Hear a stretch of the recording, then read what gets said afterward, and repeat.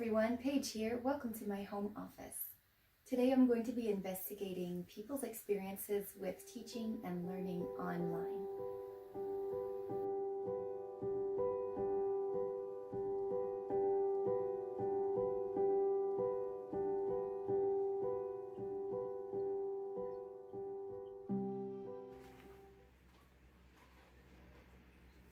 Due to the COVID-19 pandemic, schools across the globe have switched to remote learning. Today we seek an inside view of people's experiences with this monumental change.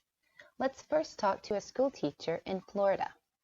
My name is Caitlin Mason. I teach intensive reading, AP psychology, regular psychology, and sociology. It wasn't too bad, and in some ways it was kind of exciting because I really haven't had a lot of time or energy throughout the school year to learn a lot of the technology that I would love to learn. And especially since a lot of my students really don't have that access at home. There wasn't a large motivation to learn something that I can't even really implement. Kids are having to learn this technology, and it's kind of vital for the 21st century. Where I felt a lot of my kids were highly technologically illiterate. So that it can be very, very, very challenging for parents and students who have not done this before, and it is a huge learning curve. But I think it's something that they absolutely needed to learn. A lot of my kids do not have a computer at home. There's been times where I'll tell a kid just to go get something out of their email and they have no clue how to access an email account.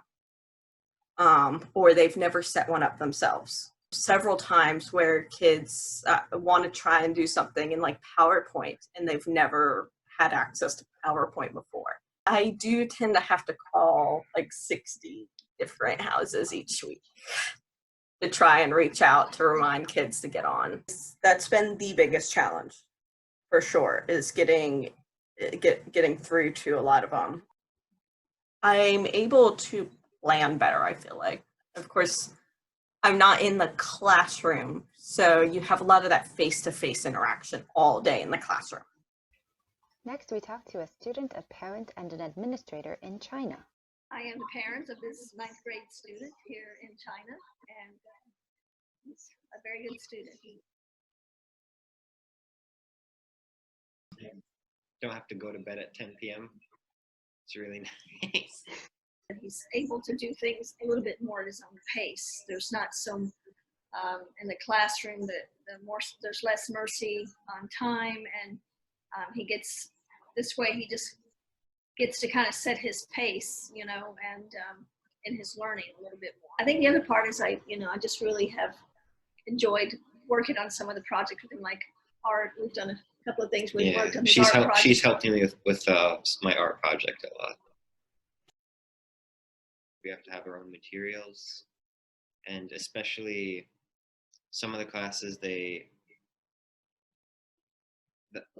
it's hard to keep up with everything because everything's online, and if your internet isn't good, then you're pretty screwed.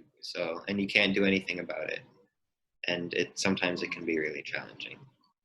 The thing he shared with me is the social part. He just really hates not being around his friends and doing group activities through Zoom and not actually working on them together and hanging with his friends. I think one of the positive aspects of going online has been the amazing sense of community that we've experienced, as a school and as an organization. People had to learn how to do school online. We had never done this before.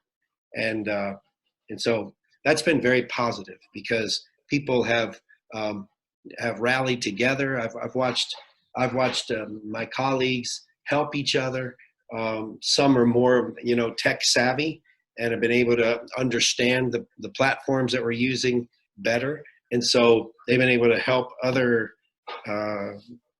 staff that are like, I don't know what to point or click on. In terms of challenges, I think some of the biggest challenges has been, we're like 11 weeks in now. We've been doing this a while now. And so I've really been concerned about fatigue and about, just positive and mental health issues for staff. We've come to realize that there's still a huge need, huge social need, because we're social people, we're social beings, we're not, it's not, I don't think the good Lord designed us to be sitting in homes, studies, or bedrooms for long periods of time without any human interaction. While we face cognitive and mental exhaustion, lack of tools and materials in this new world of e-learning, our biggest challenge remains our innate need to connect with one another. Thus, if we remember to take advantage of the positive things that have come out of this situation while maintaining our personal social connections, then we can take steps toward creating that sense of community that we so crave. All it takes is for us to reach out to one another. Ain't that right, kitty?